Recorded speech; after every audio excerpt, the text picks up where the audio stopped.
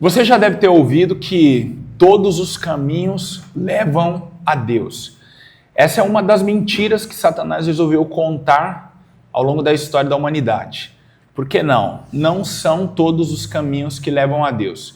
Embora existam muitas pessoas, religiões e propagadores da fé em Deus, nós precisamos observar a mensagem. Todos os caminhos podem até ter uma indicação à pessoa de Deus, mas poderíamos dizer que esses caminhos formam um labirinto. Entre todos, existe somente um que vai te conduzir a Deus. Jesus já falou sobre isso há mais de 2000 anos, quando em João 14,6 disse: "Eu sou o caminho, a verdade e a vida." Ele não disse eu sou um dos caminhos, mas ele disse eu sou o caminho.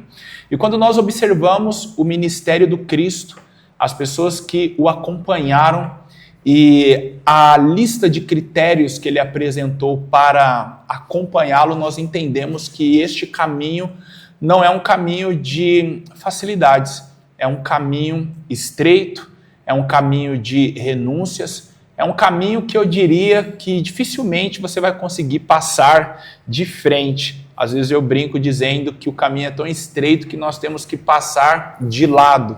E neste passar de lado, nós precisamos deixar bagagens. Não dá para levar nada da antiga vida quando nós encontramos Cristo. Mas mesmo sendo um caminho de renúncias, de dificuldades, estabelece-se como um caminho de alegrias, um caminho onde encontramos a Deus. E nas Sagradas Escrituras nós encontramos as pessoas que resolveram trilhar este caminho em direção a Deus. Nenhuma delas se arrependeram. Todas chegaram no final e eu poderia dizer que, como o apóstolo Paulo, tendo combatido o bom combate, guardando a sua fé, e com o entendimento de que completaram a carreira em Cristo. E quando chegam no final, entendem que para o cristão, mesmo que a vida termine, não é o final. Ainda falta a coroação, ainda falta uma vida eterna com Cristo. Por isso, então, nós precisamos entender como que é o verdadeiro caminho, para identificarmos os falsos, bem como também os falsos pregadores deste caminho. Eu sou o pastor Lucas Gomes e é exatamente sobre isso que nós vamos falar hoje. O tema da lição 2 do terceiro trimestre dos jovens é o falso evangelho. Nós começamos esse trimestre estudando a carta de Paulo aos Gálatas. Eu tenho certeza que na semana passada a aula foi maravilhosa e a do próximo domingo também será uma bênção. Como você já deve ter se acostumado, toda semana eu tenho um amigo que aceita o convite para conversar comigo sobre a lição e hoje não é diferente. Mas antes de apresentá-lo, eu preciso falar que este programa é um oferecimento do Instituto Queires. É um instituto que tem como propósito oferecer cursos de especialização na área da teologia. Não quer dizer que você precisa ter curso teológico para se especializar. Como são cursos livres, você pode escolher quaisquer um da grade para estudar. Existe neste instituto curso de oratória, interpretação bíblica, um curso voltado às cartas de Paulo. Então, se você é professor, superintendente ou aluno da EBD e quer se aprofundar nas cartas do apóstolo Paulo, este é o curso destinado para você. São 6 meses onde é apresentado o mundo político, teológico, social, cultural, para então se entender as cartas do apóstolo Paulo. Além desses cursos, tem também capelania, hebraico, grego. Olha, a grade é imensa, eu tenho certeza que um desses cursos vai atender você. Na sua tela aparece o QR Code para você mirar o seu celular ou na descrição deste vídeo você terá contato com o link para poder chamar aí, bater um papo com o atendente e ele explicar para você mais um pouco sobre os cursos. O melhor é que você pode realizá-lo de qualquer lugar do Brasil. Por favor, eu peço agora a você para deixar o seu like, se inscrever nesse canal, compartilhar essa aula, principalmente com aquele jovem que você percebeu já que está ausente da IBD, para que no próximo domingo ele esteja presente. Vamos então ao que mais nos interessa. Eu quero apresentar o meu convidado. Ele olha só, o currículo do homem, meu Deus, ele eu já ia falar currículo, de novo, ele é secretário da UMADEB Norte, ó, não é pouca coisa não, tá? Eu estou aqui com um representante pesado da UMADEB São Paulo, ele é secretário na UMADEB Norte, ele é pregador itinerante, eu esqueci o nome da sua esposa. Jéssica. Casado com a Jéssica e o mais forte aqui hoje, pai da Laura, tá bom? Que se vocês seguirem ele nas redes sociais, vocês vão conhecer a Laura, missionária. Tá bom? Missionária Laura. Eu quero apresentar a vocês, senhoras e senhores, Aleph Azaf. Gente, Pai do Senhor, uma alegria participar com vocês aqui. Lucas é um grande amigo. E é bondade do Lucas, viu? Lucas é professor meu e temos aprendido muito aí. Tenho certeza de que essa aula será uma bênção. Já tem sido uma bênção para nós e vai ser uma bênção também para você, porque esse tema é bem atual, hein? Parece que Paulo estava escrevendo para nós, olhando para 2025, escrevendo para nós. Então, tenho certeza de que você vai ser muito abençoado e os seus alunos também serão muito abençoados. Muito bom. Então a gente já vai começar. Se o pessoal quiser te encontrar no Instagram, como é que faz? No Instagram é Luiz com S, meio difícil, mas você vai conseguir. Luiz com S, Aleph, A-L-E-F-F. Luiz Aleph.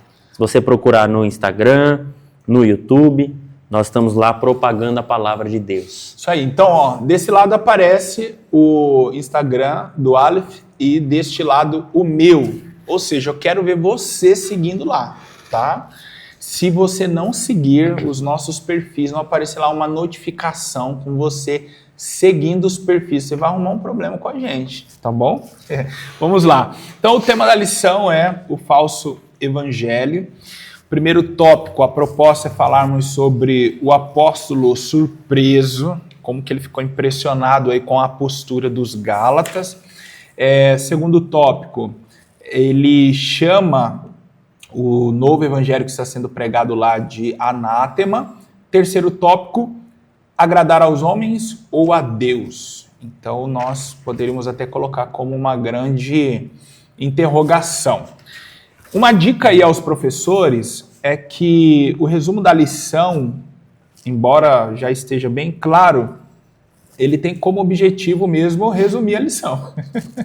Parece redundante, mas qual que é a ideia aqui? A ideia é a seguinte, é você ler esse resumo, já ter aí um vislumbre do que a lição, quais seus objetivos. Então tá aqui, ó, nem toda mensagem aparentemente cristã é verdadeiramente vinda de Deus. A leitura bíblica em classe, ou o texto bíblico, está em Gálatas 1, de 6 a 10. Eu vou ler só para a gente se contextualizar. Aí, Aleph, você já dá sequência aí nos pontos que você reservou no primeiro tópico, tá bom? Tá bom. Então, Gálatas 1, de 6 a 10 nos diz: maravilho-me de que tão depressa passasseis daquele que vos chamou a graça de Cristo para outro evangelho, o qual não é outro, mas há alguns que vos inquietam e querem transformar o evangelho de Cristo. Mas ainda que nós mesmos, ou um anjo do céu, vos anuncie outro evangelho, além do que já vos tenho anunciado, seja anátema. Assim como já vos dissemos, agora de novo, também vos digo: se alguém vos anunciar outro evangelho, além do que já recebestes, seja anátema. Porque persuado eu agora a homens ou a Deus? Ou procuro agradar a homens? Se estivesse ainda agradando aos homens, não seria servo de Cristo. Vamos lá, meu amigo, primeiro tópico, um apóstolo surpreso. Paulo se mostra impressionado da graça para a lei e outro evangelho. Fica à vontade. Para começar, eu queria mostrar como Paulo ele inicia essa carta. Paulo ele inicia essa carta se apresentando de uma forma muito clara e direta.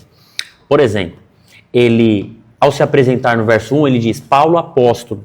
Essa palavra apóstolo significa um enviado, um delegado, um mensageiro, alguém que foi enviado debaixo de ordens, alguém que está em uma missão, alguém que tem um objetivo a executar. E aí ele continua, não da parte dos homens, ou seja, ele não foi separado por homens.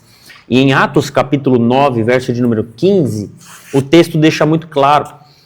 O texto diz assim, disse-lhe, porém, o Senhor, vai, porque este é para mim um vaso escolhido, para levar o meu nome diante dos gentios e dos reis e dos filhos de Israel. Então, Paulo está começando essa carta aqui, apresentando que ele foi enviado e que ele foi separado não por homens, e aí ele continua, nem por intermédio de qualquer ser humano, porque ele não foi separado por homens, ele não foi chamado por homens, e ele também não foi enviado por homens, porque o envio dele se dá em Atos capítulo 13, do verso de número 1 ao verso de número 4, o verso de número 4 diz assim, e assim estes, falando sobre Saulo e sobre Barnabé, o texto diz, assim estes enviados pelo Espírito Santo. Então eles foram enviados não por homens. Ele começa essa carta dizendo isso é muito interessante, porque ele quer dizer a origem dele. Ele está debaixo de uma missão, e essa missão não veio dos homens.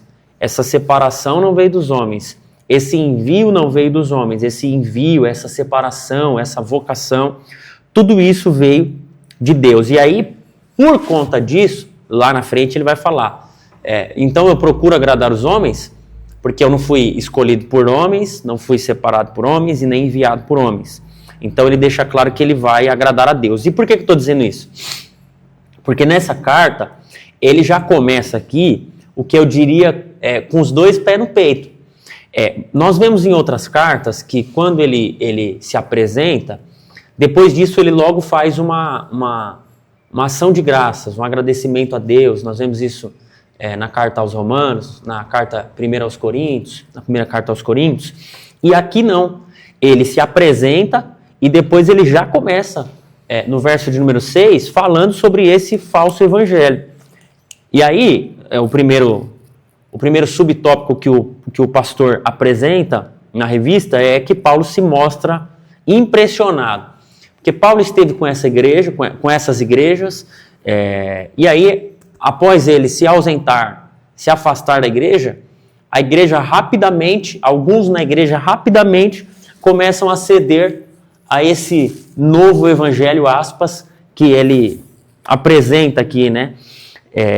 Então ele se mostra impressionado que esses Gálatas, esses irmãos, agora estão aceitando esse evangelho mentiroso, esse evangelho que não é evangelho. Né? No verso de número 6 ele diz, tão depressa passasseis daquele que vos chamou a graça. O que ele está dizendo vocês estão abandonando a graça, porque aqui o contexto, né, esse primeiro tópico aqui vai apresentar esse contexto onde os judaizantes estão se levantando na igreja e convencendo alguns a abandonarem a graça e voltarem à prática das leis de Moisés. Então eles estão abandonando a graça e estão voltando para a lei, né? Sendo que o sacrifício de Jesus já foi suficiente. Então, Paulo aqui no primeiro subtópico, o pastor está apresentando que ele se espanta. Ele está olhando para ele e está dizendo, cara, eu estou indignado com vocês, porque vocês ouviram a mensagem do evangelho, vocês entenderam essa mensagem, vocês receberam essa mensagem e agora vocês estão esquecendo de tudo que vocês entenderam, de tudo que vocês aprenderam, vocês estão esquecendo de todas as experiências espirituais que vocês tiveram com o Espírito Santo e estão voltando às suas antigas práticas. E isso é algo importante de nós falarmos com os nossos jovens, porque os jovens, nós percebemos que eles são muito atacados por ideologias, por mentiras, por coachings, por pessoas que querem desvirtuar o evangelho, e se nós não tomarmos cuidado, ou melhor, se eles não tomarem cuidado, eles acabam cedendo a essas mentiras, né? E acabam acreditando num evangelho que não existe. Então, eu acho que esse primeiro subtópico é muito importante, porque Paulo está se mostrando indignado, né?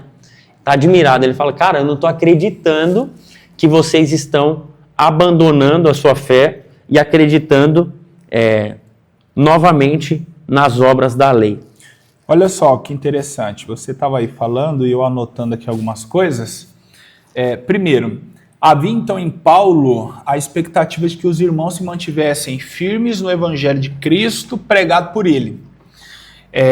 E aí, aqui Paulo, com essa surpresa, ele está nos fazendo identificar o seguinte: houve um ensino para aqueles irmãos e houve público quando esse ensino aconteceu. Sim. Porque assim, ainda que nós não tivéssemos conhecimento da passagem de Paulo por lá, que aconteceu em Atos 14, né? Você falou muito bem sobre as igrejas, a Galácia e não a igreja, né? Porque Paulo escreveu a um conjunto de igrejas, diferente de quando ele fez a carta aos Romanos, que era uma igreja só, Filipos, uma igreja só, mas aos Gálatas é um conjunto de igrejas. Então, assim, mesmo que nós não soubéssemos dessa passagem, Paulo, diante da sua surpresa, nos faz entender que houve um ensino lá.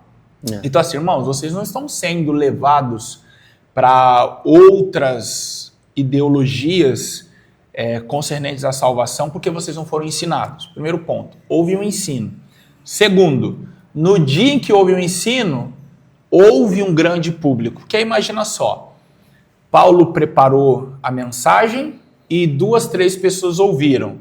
Obviamente que se ele ensinasse para 10% do público que estava lá, ele ia ter problema com 90%. Sim. Então, no mínimo, aconteceu o contrário. Paulo ensinou 90%, ou 100%, vamos assim dizer, e uma minoria talvez que não estava. O que eu estou querendo dizer com isso?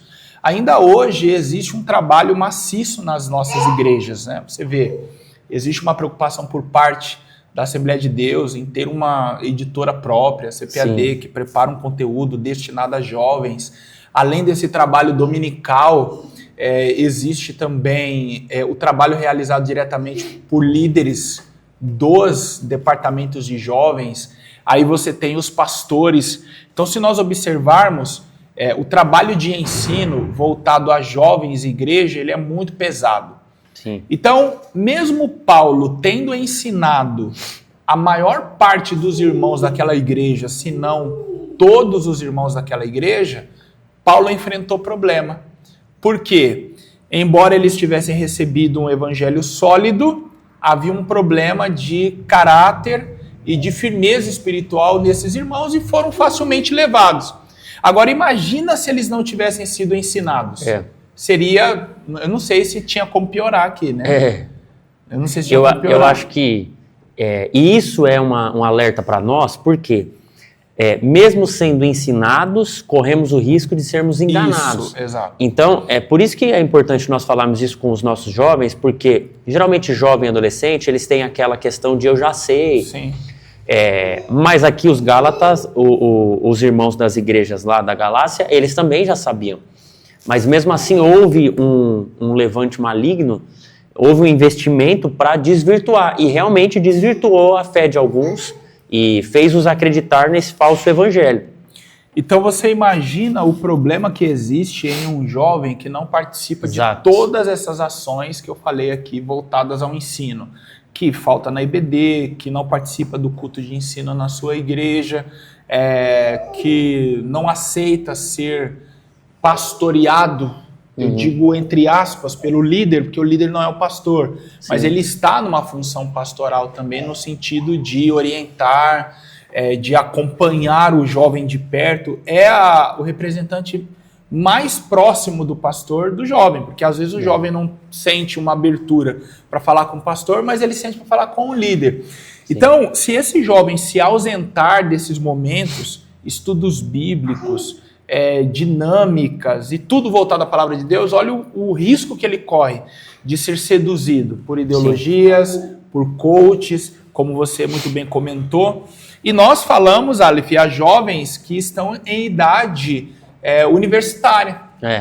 E quando você entra na universidade, você acessa um mundo diferente, Sim. um mundo sedutor, não só no que tange a novos amigos, mas a ideias também. Sim. E aí o problema é o jovem pensar que na igreja tentaram esconder algo dele e agora ele está descobrindo a verdade. Não, a questão é que na igreja existe um trabalho de prevenção.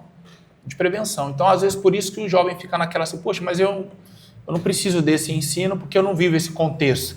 Mas a ideia que precisa se ter é a seguinte, o trabalho de ensino realizado na igreja, ele é de prevenção. Para quando ele se deparar com alguém que fala algo distante das escrituras, ele saber combater. Ele já tem a resposta, né? Ele ter a resposta. É verdade. Muito bem.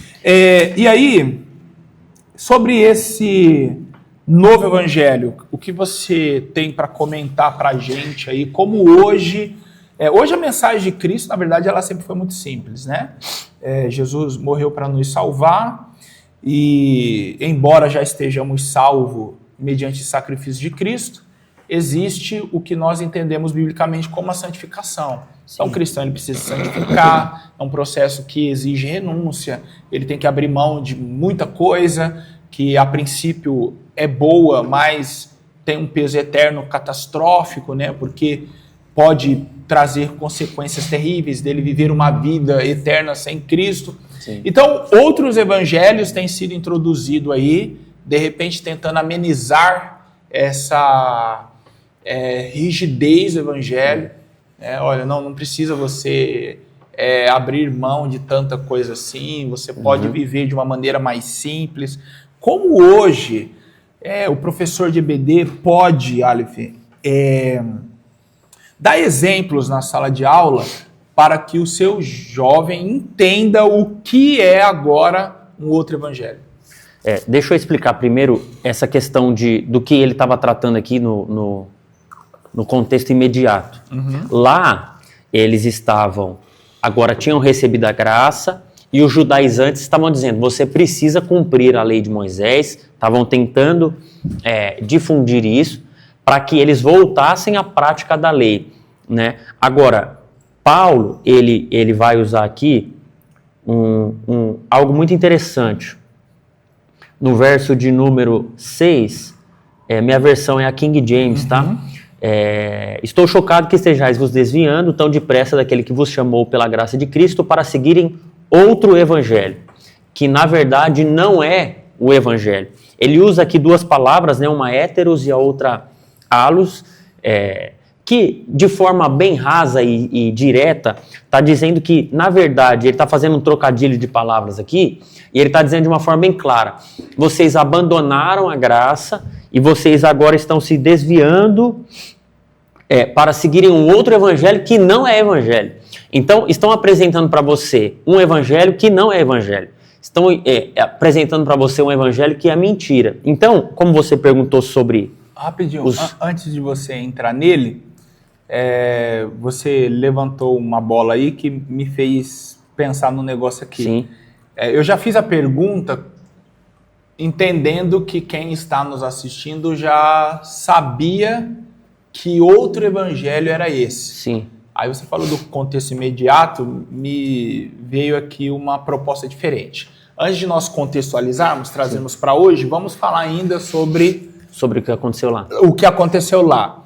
Então, o Evangelho de Cristo propõe, então, que tudo que era necessário ser feito para a salvação, Cristo fez por nós na cruz.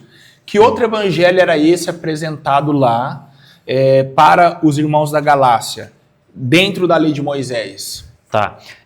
Os judaizantes, eles estavam dizendo para os irmãos agora que receberam essa graça, dizendo assim, tudo bem, você recebeu a graça de Jesus, mas também você precisa guardar o sábado. Sim. Você precisa se circuncidar, que eram aspectos da lei de Moisés, né? Só que a lei, Paulo deixa isso muito claro nos escritos dele, que a lei veio para apontar para Jesus.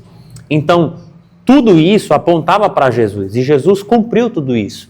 Então, eles não precisavam mais estar debaixo dessa lei, porque Jesus Cristo cumpriu essa lei. Não estou dizendo que, e ainda vou falar sobre isso, sobre libertinagem, viver de qualquer maneira. Não.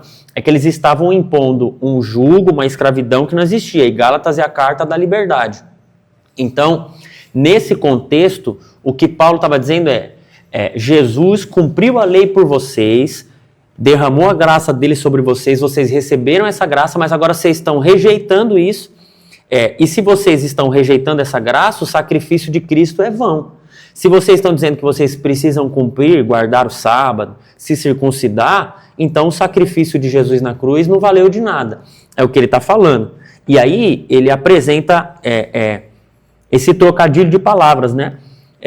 Vocês estão seguindo esse outro evangelho que na verdade não é um evangelho.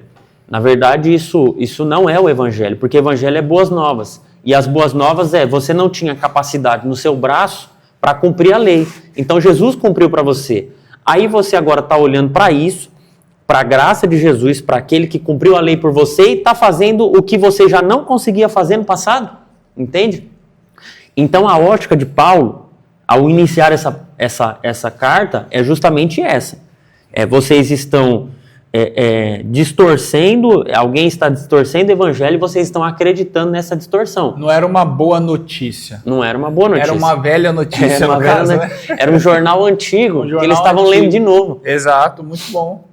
Jornal antigo lendo como se fossem notícias atuais.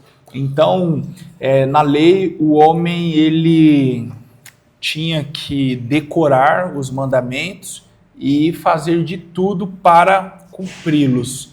E isso trazia um certo peso sobre essa pessoa, porque ela descobria que não conseguia ser fiel naquilo que ela era exigida plenamente. Então, o sentimento que a lei provocava é de que você era um condenado constantemente. Exato. Agora, em Cristo, ele lhe tira dessa obrigação da lei.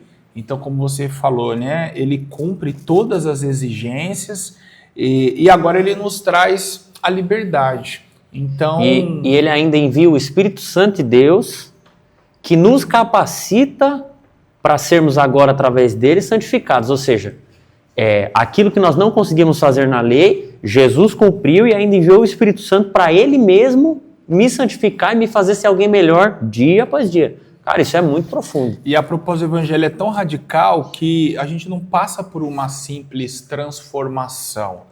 A gente morre e nasce de novo em Cristo. Então, é uma nova vida em Jesus. É uma nova vida. E aí o que os Gálatas estavam fazendo então? Eles estavam querendo voltar a uma vida que em Cristo já tinha sido abandonada. E aí a proposta desse novo evangelho, que Paulo denomina assim, era o seguinte, vocês devem voltar a cumprir o que era cumprido na lei de Moisés, você aqui pontou muito bem, e quem era gentil, vocês devem se circuncidar, vocês devem fazer o que os judeus fazem para ser salvos. Com isso a gente entende então, Ana, que a fé em Jesus não era suficiente para salvar. Exatamente. A fé em Jesus não era suficiente para salvar. E aí você comentou muito bem, eu quero só resgatar, porque está aqui no segundo subtópico, que fala assim, bastou após você afastar do convívio daqueles irmãos, que logo eles deram crédito à outra pregação, diferente de que haviam recebido originalmente. Deixa eu te falar uma coisa. Se você já passou por isso, né? Quando a gente aceita Jesus, é normal a gente se espelhar, se orientar e se apoiar em algumas pessoas. É normal isso aí. Você passou por isso também? Teve uma pessoa que você se espelhou, que você se orientou a partir dela, que você sentiu a necessidade de ser guiado por essa pessoa? Sim. Nós chamamos de pai na fé, né? Pai na fé. Muito bem. Eu tive um pai na fé chamado Pastor Fábio. Ele é meu amigo até hoje. Hoje ele é pastor de uma igreja, não sou mais pastoreado por ele, mas todas as vezes que eu preciso de algum conselho, estou com alguma dificuldade, eu recorro a ele. Mas no início eu grudei neles, nele e num outro pastor, porque eu estava chegando de um contexto, eu vim de um contexto mundano, voltei para o evangelho e eu me sentia muito frágil, muito vulnerável. Então eu queria estar perto de pessoas para que elas me blindassem com orações e até mesmo dos meus próprios pensamentos, me orientando ali. E eles me ensinaram muito bem. E aí, olha que interessante, esse pastor, ele me pastoreou por muitos anos, ele mudou de congregação, eu fui com ele para uma outra congregação, mas o meu pastor setorial me solicitou ir para a sede, né, para uma outra congregação. E aí eu me afastei dele. E é incrível que nós precisamos ter essa maturidade aí, porque haverá um momento que Deus ele vai te tirar, como eu posso dizer, haverá um momento que Deus vai colocar você para ser ali realmente carregado como uma criança de colo por alguém, mas vai ter um momento que alguém vai te colocar no chão e vai falar assim, agora você caminha, eu tô aqui perto, mas caminha. É o momento que o cordão umbilical é cortado. Exatamente. Você precisa agora ter a sua firmeza, você precisa ter o seu período devocional, não que você não deva, mas você entende que você precisa caminhar de fato sozinho, né? Não que você não conte com a igreja, com o seu pastor, mas você precisa ter essa maturidade. Por exemplo, eu digo que nós somos cristãos muito rasos quando nós vivemos só da pregação de alguém. Sim. Nós precisamos preparar o nosso próprio alimento, né? Sentar, ler, Deus falar comigo através da palavra dele, não só através do meu pastor, não só através do pregador, não só através do professor. E é isso que nós precisamos conscientizar os nossos jovens, que eles precisam se alimentar da palavra de Deus, porque essa palavra é a verdade. Ela não contém a verdade, ela é a verdade.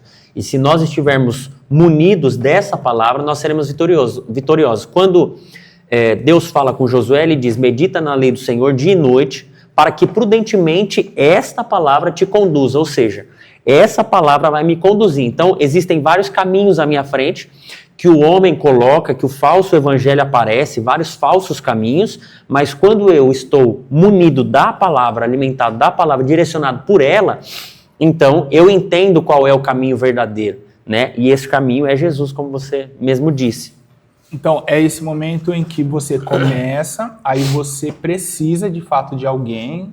A sua fala foi muito feliz quando disse blindar. Então, o jovem, ele precisa muito, né, dessa pessoa para estar ao lado, para orientá-lo.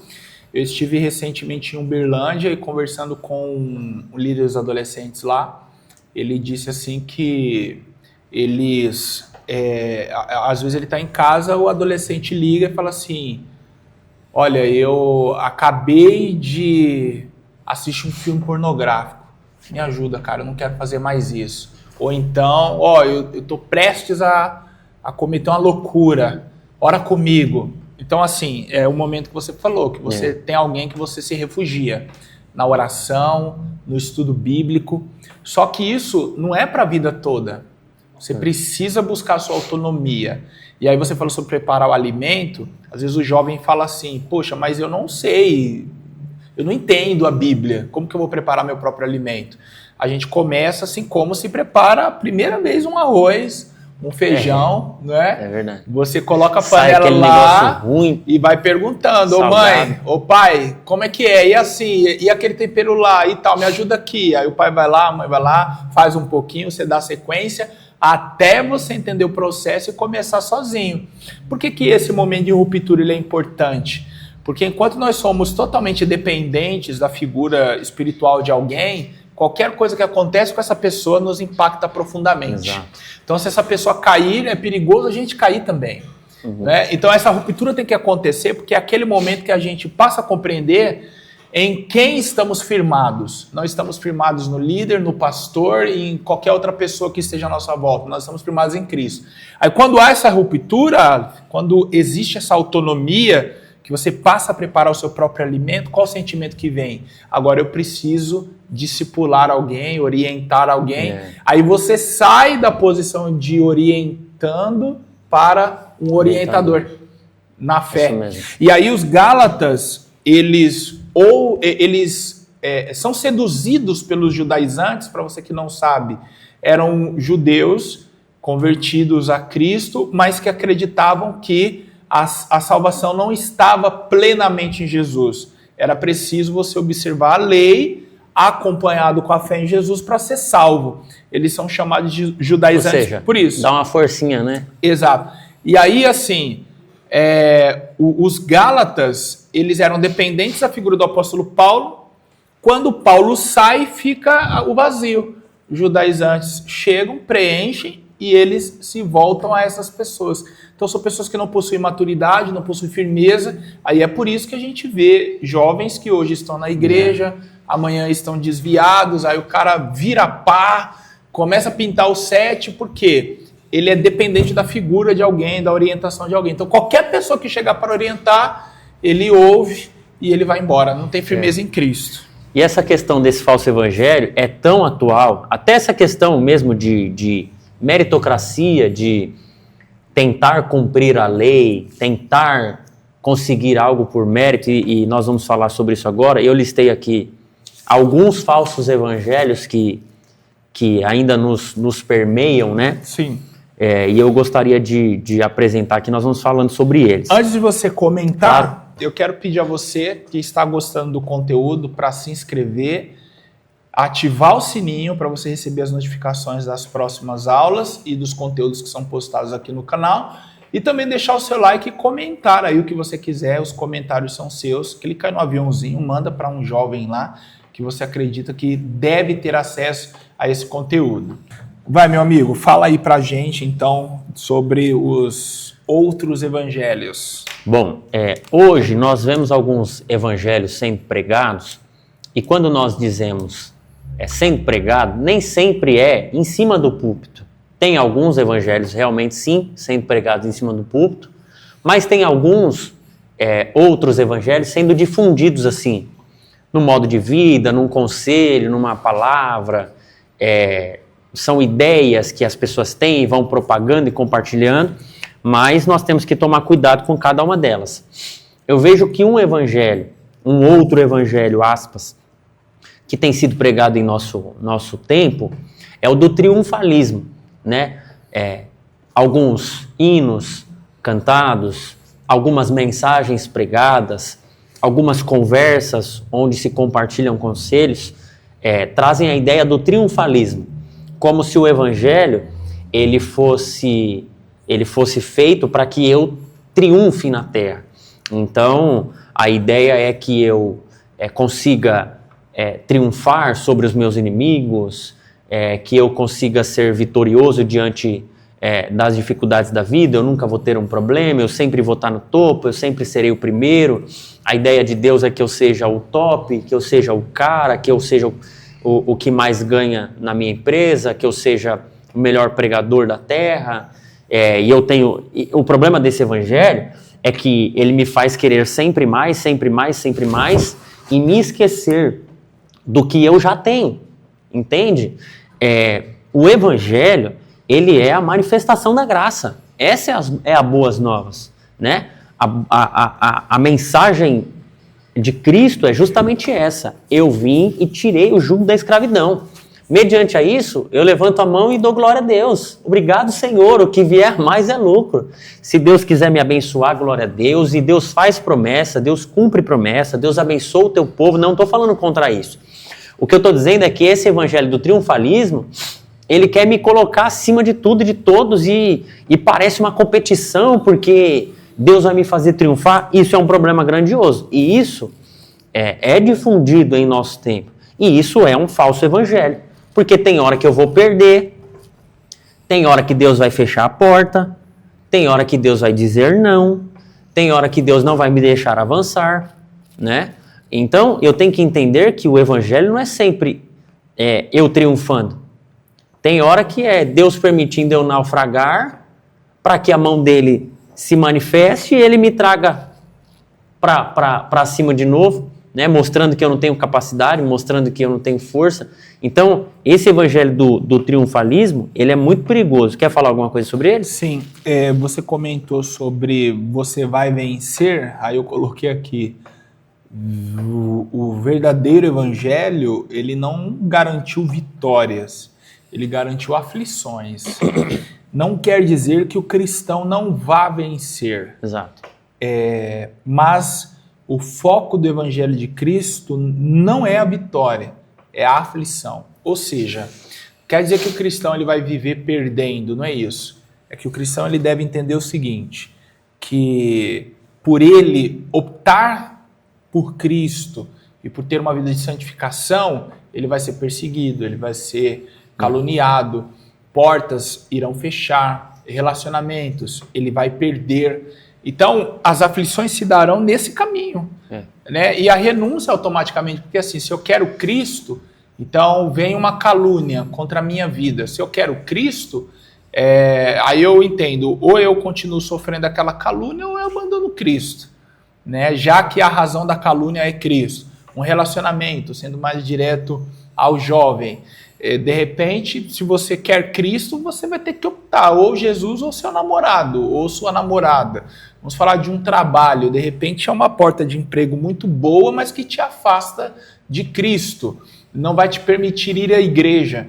Então essas são as aflições que você vai lidar por Cristo. Então, em tese, você está perdendo mesmo, só que o Evangelho nos mostra um caminho de renúncias, de aflições, mas o resultado de tudo isso é a vitória. Sim. O problema do outro Evangelho é que apresentar a vitória sem sofrimento, né?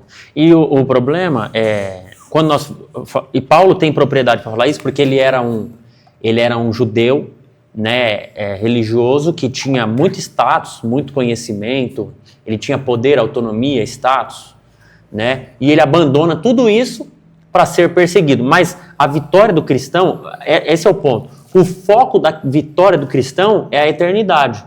Isso. O foco da recompensa do cristão está na eternidade. Então, pode ser que em alguns momentos eu perca alguma coisa aqui ou ali, mas eu tenho convicção de que eu serei vitorioso. Quando? Na eternidade. Deus pode me fazer vitorioso aqui em algumas áreas e Ele pode não me fazer, mas a vitória que realmente importa é chegarmos no céu e sermos vitoriosos e recebermos as nossas recompensas lá, né? Agora, tem um outro evangelho, aspas. Toda vez que eu disser evangelho, você entende que é com aspas, né? Um outro evangelho é o da prosperidade, né? O foco dele é nas bênçãos materiais, no dinheiro e no sucesso. Ele é bem parecido com o do triunfalismo, né? Mas existem algumas diferenças. A mensagem central desse evangelho da prosperidade é: se você tiver fé, você vai ser rico. Se você tiver fé, você vai ser saudável, sem problemas. Agora, o problema é que ele ignora o sofrimento do cristão, a cruz e a eternidade, né? Mas a Bíblia nos mostra que isso é uma mentira, né? Mateus 6,33, você pode ler, nos dá uma luz sobre isso, e Filipenses capítulo 4, verso 12 e 13 também. Agora, tem um outro evangelho que é mais aproximado desse que eles estavam vivendo aí na época. O evangelho das obras, né? Ele fala da salvação por merecimento ou esforço. Quem nunca ouviu, né, alguém dizendo assim: você tem que orar, jejuar bastante, você tem que orar muito para você ser salvo, para você chegar no céu, né? Isso tem um perigo e precisa ser entendido de uma forma muito clara. Nós oramos e nós jejuamos, nós consagramos, nós santificamos, isso é bíblico, Jesus mesmo nos orientou a fazer isso. O problema é eu querer conquistar a salvação através das obras. Aí eu estou sendo igual os Gálatas que estavam caindo nessa prática da lei. Então, nós não devemos orar para ser salvos, nós não devemos jejuar para ser salvos, nós não devemos ler a Bíblia para ser salvos. Nós devemos entender que somos salvos pela fé em Cristo Jesus, e agora esta fé, esse Espírito Santo de Deus que mora em mim, quanto mais perto dele, quanto mais liberdade para ele, quanto mais eu buscar a ele, mais ele vai me levar a jejuar, a orar, a consagrar, né? Nós podemos ver a refutação disso, porque esse tipo de pensamento nega a graça, né? Então, é justamente o que estava acontecendo aos Gálatas. Mas nós podemos ler Efésios capítulo 2, verso 8 e 9, e Gálatas capítulo 2, verso 16. Gálatas 2,16 diz assim: estamos plenamente conscientes, entretanto, que o ser humano não pode ser justificado pela prática da lei, mas somente por meio da fé em Jesus Cristo. Sendo assim, nós também viemos a crer em Cristo Jesus, a fim de sermos justificados pela fé em Cristo, e de forma alguma pela prática da lei. Porquanto é certo que por praticar a lei, ninguém será capaz de ser justificado. Então deixa eu já ir bem direto e pegar bem pesado a respeito disso, porque os jovens eles falam muito sobre isso, né? Nós temos que entender o que são costumes, né? Até mesmo de um ministério, de uma igreja determinada, entender o que é Bíblia. Antes de você falar de costume versus doutrina, deixa eu comentar sobre o que você falou dos sacrifícios aí, da oração, do jejum, que a gente não faz isso para ser salvo. Eu até sintetizaria a sua fala assim, ó, a oração e o jejum não é para a salvação, mas a manutenção espiritual daquele que já foi salvo. Sim. A sua fala me trouxe a ideia sobre algo que reflito já há muito tempo, que é um tipo de evangelho pregado no nosso meio e poucas pessoas percebem que é outro evangelho.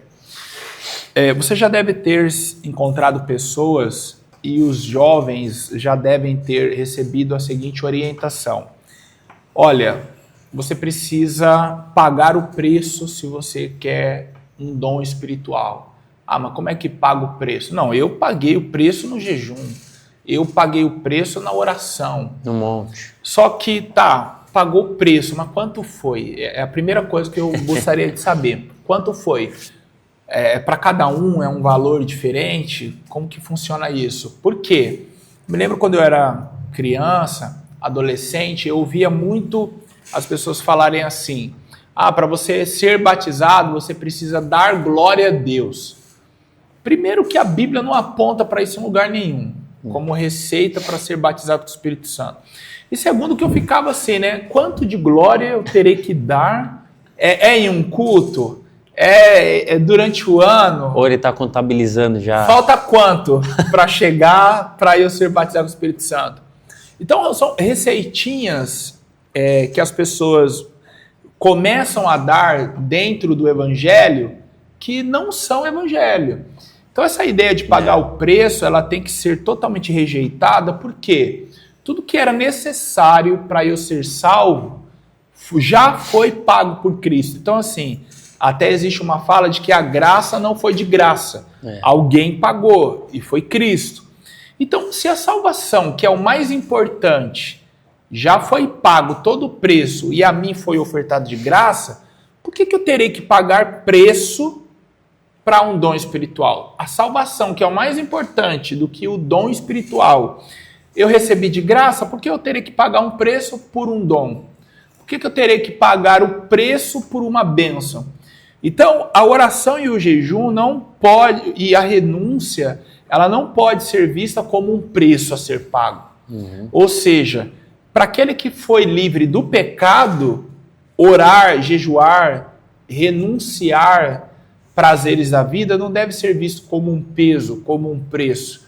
Na verdade, aí eu volto na frase que eu sintetizei do que você havia, das ideias que você trouxe, o jejum, a oração, a renúncia, é uma manutenção da vida espiritual. Então eu jejuo, eu oro, eu leio a Bíblia, eu consagro, porque eu quero fortalecer a minha comunhão com Deus. E não porque isso é necessário para eu me salvar ou receber um dom espiritual. Nós vimos que existem pessoas que recebem dons espirituais sem terem feito todas essas coisas. Exatamente. Ou se fizeram, receberam o dom, deixaram de ter essa vida de oração, de jejum e continuaram exercendo o dom. Porque a Bíblia nos faz entender que Deus usa quem Ele quer. A verdade, meu amigo Aleph, eu acredito que Deus usa pessoas disponíveis. Está disponível? Sim. Deus vai te usar. Agora, se você será salvo ou não, aí é outra situação. É verdade. E aí tem muita gente usada caindo na cilada de acreditar que porque é usado já está salvo. Bom, eu vejo também a respeito de... O jovem fala muito sobre isso. E antigamente era um pouco pior, né? Hoje já melhorou um pouquinho, mas... tinha gente que se achava melhor por ter um cabelo comprido, se achava melhor, por nunca ter colocado uma calça, mas sempre usar uma saia. E eu nem vou entrar na questão de uso e costume, cada igreja tem o seu costume, deve ser seguido por aqueles que quiseram participar dessa igreja, é bíblico obedecer os seus pastores, mas nós temos que entender que eu não serei salvo porque meu cabelo é grande, porque eu não corto meu cabelo, ou porque eu não uso uma calça, a mulher não usa uma calça, usa apenas uma saia. Isso seria a pessoa querendo merecer a salvação, né? Então isso é um perigo. Agora, nós temos outro evangelho também, que é o evangelho da libertinagem, né? Seria a graça sem responsabilidade. Aí já é totalmente o oposto, né? Já que eu não preciso fazer nada para ser salvo, então eu vou fazer o que eu quiser, porque Jesus já pagou o preço por mim. Só que isso é um problema. Isso é um problema porque distorce a liberdade cristã em libertinagem. Nós vemos a Bíblia falando a respeito disso e refutando isso em Romanos, capítulo de número 6, versos de número 1 e versos de número 2, e Judas, capítulo de número 1, verso de número 4. Tá? Eu não vou ler cada versículo, mas você vai anotando aí e vai pausando o vídeo aí e vai lendo. O evangelho da libertinagem. Nós não podemos agir dessa forma, senão nós estamos banalizando a graça, né? Quer falar sobre esse? Não, pode, não? Fica à vontade. Um outro evangelho também, muito difundido atualmente, é o evangelho coaching, motivacional. O foco desse evangelho é autoajuda, o foco desse evangelho é autoestima, o foco desse evangelho é performance. A mensagem central é: se você sair, Jesus te faz vencer, conquistar e realizar todos os seus sonhos. Você vê que flerta lá com o evangelho da prosperidade, flerta com o evangelho do triunfalismo.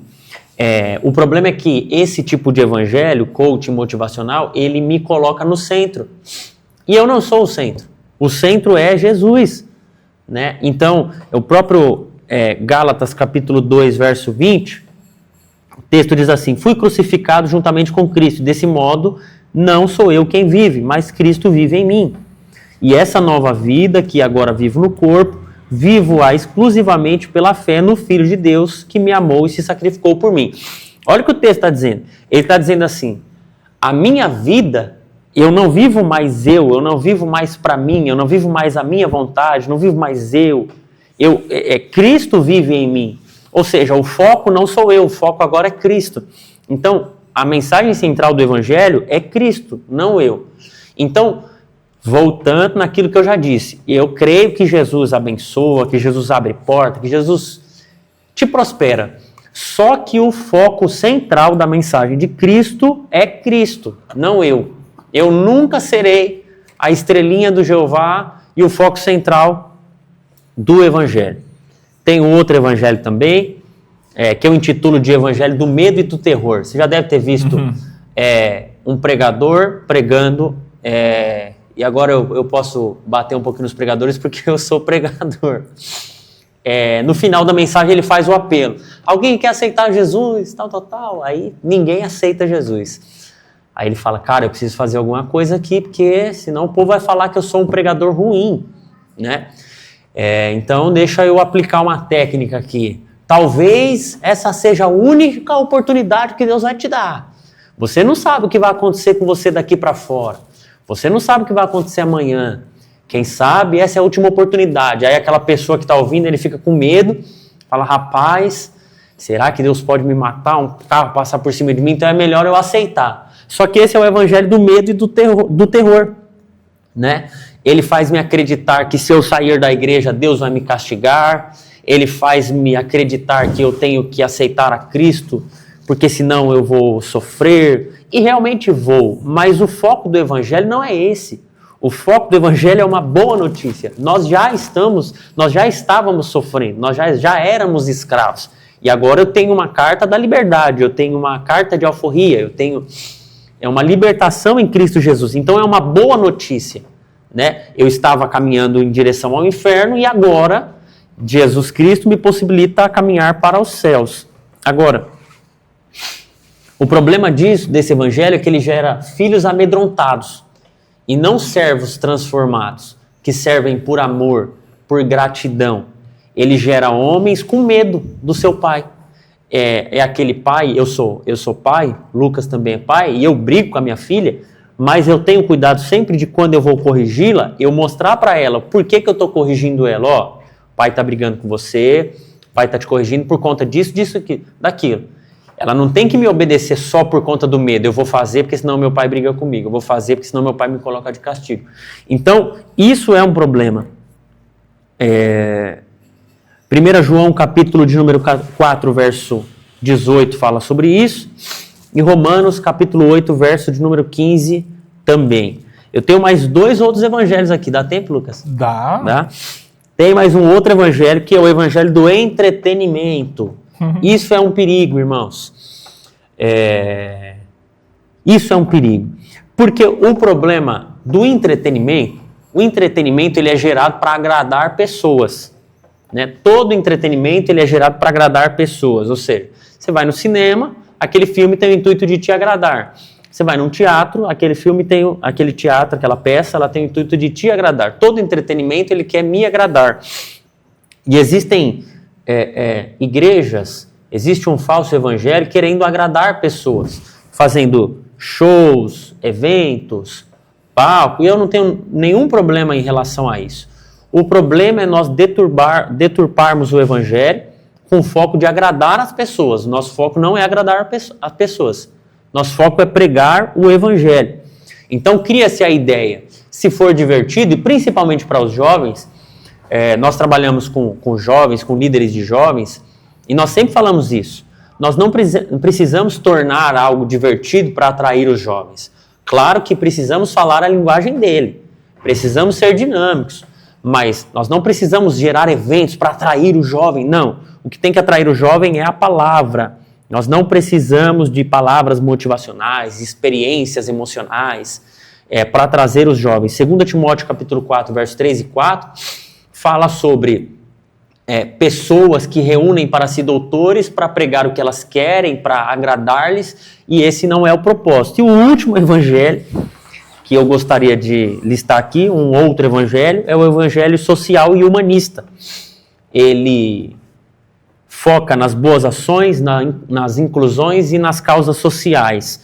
Ou seja, se você for uma boa pessoa, tudo vai dar certo. Se você ajudar as pessoas, fizer ajuda humanitária, fizer ações sociais, isso vai ser, você é uma boa pessoa. Só que o problema é que o evangelho nos apresenta que nós precisamos nos arrepender da nossa antiga vida. Então não basta ser uma pessoa boa e que faz boas ações. Nós precisamos nos arrepender e entender que precisamos do sacrifício de Cristo. Esse é o verdadeiro evangelho. E a partir disso, eu pratico também boas obras, eu faço ações sociais.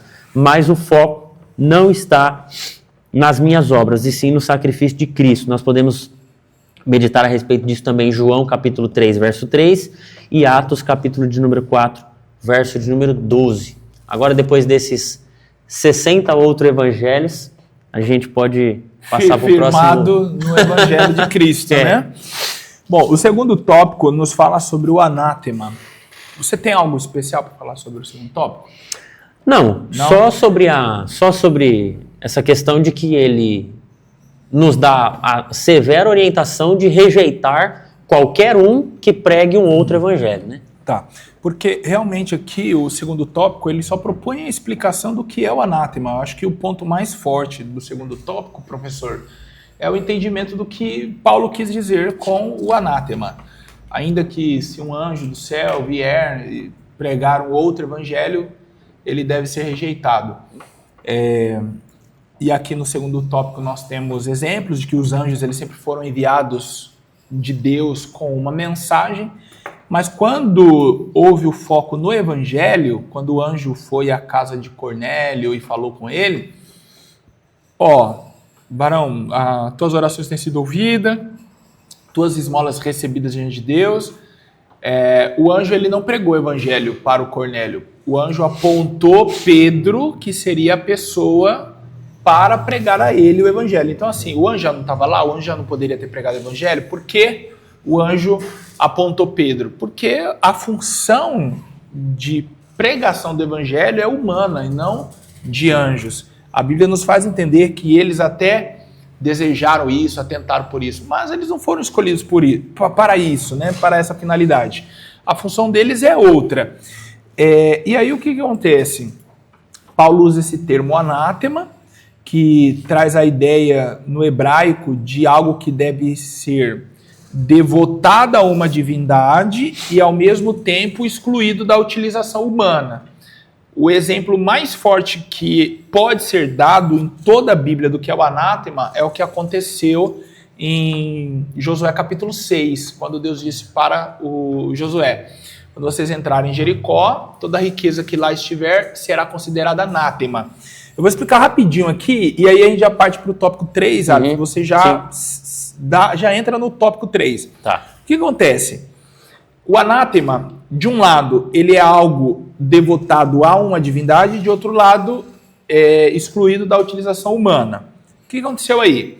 Por que Deus falou que o ouro, a prata, tudo em Jericó seria anátema? Porque os soldados, na época, eles tinham como pagamento do seu trabalho os despojos do inimigo.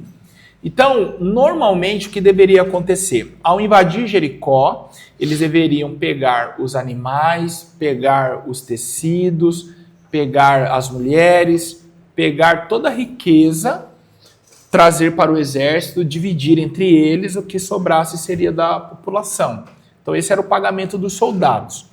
Só que aí, em Jericó, Deus falou assim: lá vocês não vão pegar nada para vocês. O que resistiu o fogo é meu. No demais, queima tudo. Então, assim, os animais iriam morrer, as pessoas que não escapassem iriam morrer, tecidos seriam queimados, vasos, tudo. Agora, o que resiste o fogo, o ouro e a prata, isso daí vocês vão colocar no meu tesouro. Então, o anátema ali era: não serve para vocês, vai ser posto no meu tesouro. E aí nós temos o exemplo do Acã, que tomou para si. Então, em outro contexto, o que ele pegou não seria uma maldição, seria o pagamento de um trabalho. Tornou-se uma maldição porque Deus confiscou aquilo, falou: é meu. Então, ele deveria rejeitar, porque não sendo permitido ele pôr as mãos, ao invés de ser uma bênção, seria uma maldição.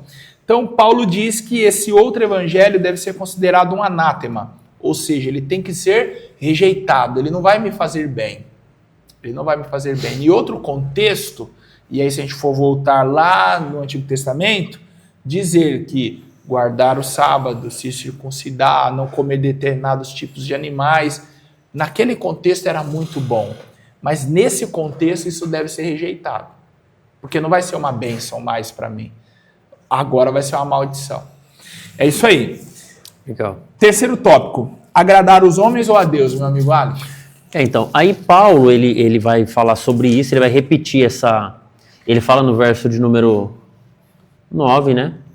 Declaro mais uma vez: qualquer pessoa que vos pregar o evangelho. Verso 10: portanto, procuro agora o louvor dos homens ou a aprovação de Deus. Ele está fazendo uma pergunta, ele está olhando para os... E aí volta lá no início, que eu expliquei lá no início. Paulo está olhando e está falando assim: cara, agora, analisando tudo isso daí, quem me enviou foi Deus. Quem me separou foi Deus. Quem me escolheu foi Deus. Quem te salvou foi Deus. Quem nos resgatou foi Deus. Seguindo isso, eu vou te fazer uma pergunta: nós devemos agradar o homem ou agradar a Deus? É o que Paulo está dizendo aqui. Ele repete a gravidade do erro no verso 9, e aí ele faz essa pergunta para esses homens, nos trazendo esse pensamento também, né? Porque os homens, eles querem ouvir, até 1 Timóteo capítulo 4, fala que os homens, eles querem reunir para si doutores que preguem aquilo que eles querem ouvir. Mas nós não vivemos para agradar os homens, para agradar as outras pessoas. Nós vivemos para agradar a Deus. Então, essa pergunta de Paulo, ela ecoa até hoje. E é o que nós precisamos fazer os nossos jovens pensarem também, né? Porque quando eles entram na universidade, aí as pessoas colocam eles em xeque, porque elas querem, os nossos jovens, os adolescentes, querem ser aceitos pelos grupos, né? Ele não quer ser o excluído da sala, ele não quer ser o quadrado, o crentão. Ah, se eu for realmente aquilo que Deus mandou eu ser, então talvez eu seja excluído pela minha sala, pelos meus amigos. Eu não quero isso, então talvez seja legal eu ser um pouco mais flexível, né? Alguém fala assim, mas Jesus ama todos. Jesus ama todos. E na verdade eu estou querendo agradar os homens, e com isso eu estou distorcendo o evangelho. Então, essa pergunta ela é muito pertinente e ela é muito... ela toca num profundo nosso, né? Quem nós queremos agradar? Quando nós pregamos, quando nós cantamos, quando nós ministramos a aula, nós, quando jovens, entramos numa sala de aula, quem nós queremos agradar? E o nosso foco deve ser agradar a Deus, confiando na obra de Cristo e sabendo que nós teremos um galardão por isso. Muito bem, então assim, esse evangelho onde se dizia que as obras deveriam estar em primeiro lugar, soava muito bem ao ouvido dos judeus, que já estavam acostumados com isso. Mas para os gentios isso seria um peso, porque imagina, você ser circuncidado criança, ao 8º dia de nascimento. Outra coisa é você ser circuncidado adulto. Né? Uma coisa é você crescer dentro de uma cultura que não come determinadas coisas, guarda determinado dia, como o sábado, e outra coisa é você vir de uma outra vida e agora você ter que se adequar àquilo, certo? Não teria problema nenhum se houvesse o objetivo da salvação. Mas como não há, então não existe a obrigatoriedade de ser cumprido, né? Então, que cultura nós passamos a fazer parte? A cultura de Cristo, né? Quais renúncias nós faremos? Aquelas que são necessárias para manutenção da minha salvação. Então, o evangelho de fato, pregado pelos judaizantes, agradava judeus e trazia um peso a gentios. Então, Paulo combate isso e existe, então, um apelo, vamos dizer, na carta aos Gálatas, que seria viver pela fé e não pelas nossas próprias obras, também agrada a Deus. E essa fala dele, ela é muito interessante, porque o que ele está dizendo aí, em outras palavras, ele está dizendo assim, se eu tiver que desagradar os homens para viver o pleno evangelho de Deus, eu vou permanecer com o evangelho de Deus, mesmo que eu desagrade a homens. Sim. Porque é melhor obedecer a Deus do que agradar os homens. Muito o que ele está dizendo. Então essa carta ela é maravilhosa, né? Fala sobre permanecer na graça de Deus e não recair, não ir para o lado do legalismo, né? E Paulo mostrando que esse evangelho não pode ser alterado. E qualquer outro evangelho não é evangelho. É história da carochinha. Isso. Muito bom. Então é isso, meu amigo Aleph. Chegamos ao final. Eu espero que você tenha gostado e quero lembrar que este programa foi um oferecimento do Instituto Queires, um instituto voltado à especialização na área da teologia. Lucas, eu não tenho curso teológico, não tenho básico, não tenho médio, não tenho avançado, não tenho nada, mas assim, eu mirei minha câmera para o QR Code que aparece na tela e gostei de oratória, interpretação bíblica, grego, hebraico. Eu posso fazer? Deve fazer. Em qualquer lugar do Brasil. A escola está na capital de São Paulo, mas existem cursos EAD que você pode realizar sem sair da sua casa. Já imaginou você realizar um curso de formação e capacitação para professores da escola dominical em um mês? É um cursinho de 10 horas que você realiza assim, ó. E o mais importante é que o valor cabe no seu bolso. Eu tenho certeza que uma pizza com Coca-Cola, borda recheada, não paga o curso. Se você for no Mac, você gasta mais do que o curso de formação e capacitação para professores da EBD. Então, se você quer melhorar a sua didática, a sua metodologia em sala de aula, é um curso indicado para você. Então, mira aí a sua câmera para o QR Code, acessa o curso que eu tenho certeza que será uma bênção na sua vida. Aleph, por favor, deixa as suas últimas considerações. Amém. Quero agradecer por fazer parte aqui dessa aula. Foi uma alegria participar com você, com o Lucas, um mestre da palavra. Tenho certeza de que se você fizer um desses cursos, vai abençoar muito a tua vida, como já tem sido abençoado agora. E eu quero te agradecer por ter passado esse tempo conosco, sabendo que Deus será glorificado. Amém, meu amigo? Isso aí. Eu que agradeço você pelo seu tempo, por ter vindo aqui, compartilhar um pouco do seu conhecimento. Mais uma vez eu peço a você que está assistindo para seguir o Aleph aí nas redes sociais. Também aparece aí o meu @. Não esquece de deixar o seu like neste vídeo, isso é muito importante. Lucas, ganha dinheiro quando deixa o like? Estou dando dinheiro? Não. Mas você está mostrando que assistiu e gostou. 70% das pessoas que acompanham os conteúdos, e seja o que for no YouTube, não clica no like. Às vezes, meu amigo Aleph, é porque está assistindo em casa, né? A TV Zona lá, então fica meio difícil dar o like. Mas pega o controle aí, vai com a setinha lá, dá o like, ou pelo celular mesmo, ajuda a gente aí, se inscreve no canal também, que aí você ajuda a gente a crescer e chegar a outras partes aqui do Brasil. Deus abençoe. Aleph, mais uma vez, obrigado. Amém. Leva a paz para Laura e para Jéssica. Fica com Deus, que a sua próxima aula seja uma bênção no nome de Jesus. Amém.